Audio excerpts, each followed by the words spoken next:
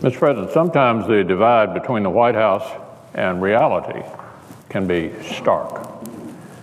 That was evident yesterday when President Obama told us that Obamacare was, quote, working, and that essentially, quote, none of the warnings of the law's failures and broken promises had come to pass. Now imagine the families threatened with double-digit premium increases would beg to differ, as would the millions of families who received cancellation notices for the plans they had and that they wanted to keep. That's especially true considering something else the president said, that Obamacare, quote, hasn't had an adverse effect on people who already had health insurance. That's what the president said, that Obamacare hasn't had an adverse effect on people who already had health insurance. President Obama actually said that. It may border on the absurd, but he did say it. Perhaps the president will make even more bizarre claims today as he tries to bolster the image of a law only 11% of Americans say is a success.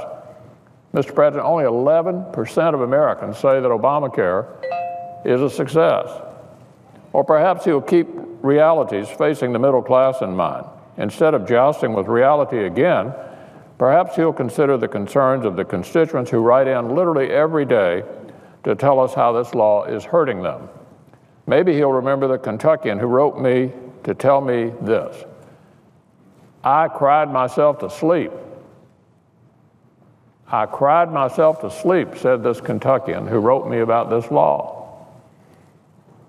That's how she felt after losing health coverage with her employer and then being forced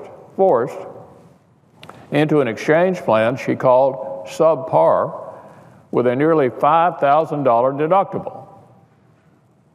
Now, how helpful to most middle-class people is a health insurance policy with a $5,000 deductible? She said, I work hard for every penny I earn, and this is completely unacceptable. It's also another example of a law that's failed, and the sooner President Obama can come to grips with that reality, the sooner we can work together to replace the fear and anguish of Obamacare with the hope and promise of true health care reform.